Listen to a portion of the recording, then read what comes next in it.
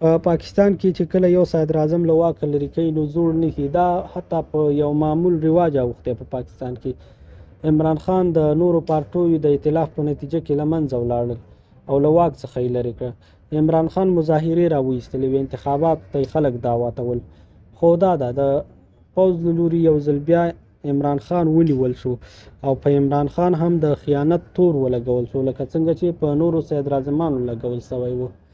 خو دا چې د دغې لوبې تر شا کوم اهداف دي؟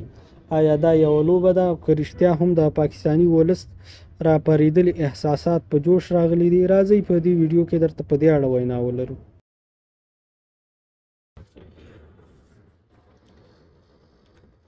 څو ورځې کېږي چې ګاونډي هیواد پاکستان کې ولسي خوځښت، حکومت او پوځ ترمنځ شته اختلافاتو له امله د لاریونونو، فزیکي شخړو او نورو اختلافاتو تونده څپه پیل شوې ده او د لوی ناورین د رامنځته کېدو احتمال ورځ تر بلې په زیاتېدو ده.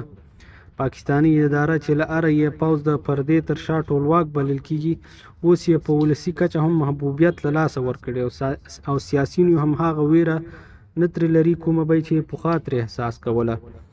دغه سیاسیونو عمران خان په دې تور چې ګوندې 25 میلیارده کلدارې اختلاس یې کړی ده نیولی ده، خو هغه تاوانونه چې پاکستان ته په دغه یو ورځنۍ مظاهرو کې اوښتي دي د 25 میلیارده کلدارو څخه زیات دي. ښایي لامل یې د پوځ په قدرت کې د توانایي کمبود او شته مالي فسادونو ترڅنګ په بربنډه توګه په حکومتي چارو نورو سیاسي اختلافاتو کې تېروتل وي. هغه هدف چې یو وخت همدې مقتدر پوځ د پردې تر شا تعقیبوه، اوس یې ښایي په بربنډه مداخله ترلاسه نه کړي، او یا هم اوسنی حالات لامل د ځینې بهرنیو کړیو په توسط د سیاسیونو او پوځ او نورو لورو ترمنځ د کومې مرموزې لوبې مخ ته وړل وي، څو په دې پلمه نړیوال د خپل مخ پر زوړ اقتصادي کنډو د ډکېدو ته راوبولي. که څه هم جمهوري یا دیموکراتیک نظامونه د ولسونو له شور ماشور او هیجان څخه سیاسي استفاده کوي، خو دغه هیواد کې د ولسي پاڅونونو په حکومتي جنجالونو کې مخامخ د عامو خلکو دخالت هم کومه عادي خبره نه ده چې د داخلي ابعادو ترڅنګ د مقتدرو هیوادونو د مخفي لاسونو غمازي کوي.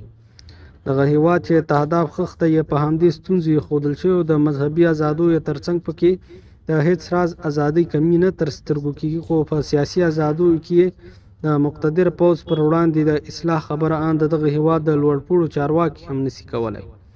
که له داخلي ابعادو یو قدم مخته ولاړ شو، دغه هیواد کې د سیمې مقتدر هیوادونه د خپلې ګټې غواړي، خو امریکا او اروپایي هیوادونو استخباراتي کړیو نفوذ تر هغې کچې دی چې په لوړه کچه د خپلمنځي اعتماد هم ترې په ټولیزه توګه کډه وړې ده.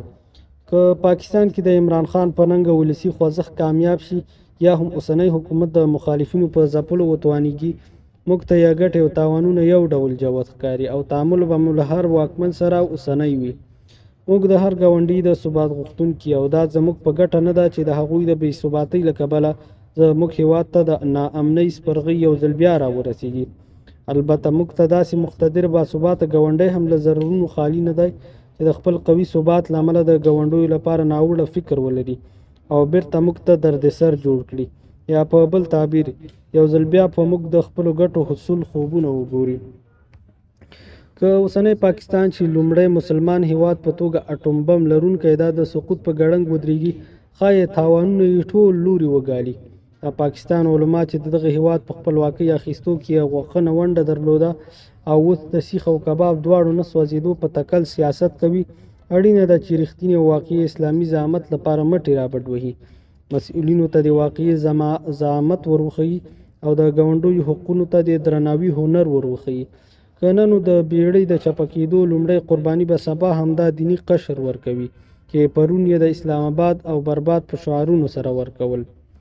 موږ افغانان باید یوازې د سیالیو نندارچیان واوسو، نه یې د کوم لوري ننګه وکړو نه یې پر وړاندې ودرېږو، ځکه هر واکمن به هماغه مدونه پالیسي زموږ پر وړاندې تطبیقوي کومه چې پخوا خل شوې ده. البته که د افغانستان پر وړاندې د اړو دوړو یوه پلمه وي، نو ملت باید وپوهېږي چې نه پاکستان په هغه پخواني موقف کې ده چې داسې یو خیال وکړي، او نه هم په افغانستان کې داسې یو واکمني راغلی چې مستقله نه وي، دیني ملي اجنډا مخې ته وړي، ملي ګټې ورته اولویت لري او په بهرنیو اړیکو کې د هیوادونو په داخلي امورو کې مداخله ردوي. په دې واقعیت کې ټول همسایګان او نړۍ پوهېږي.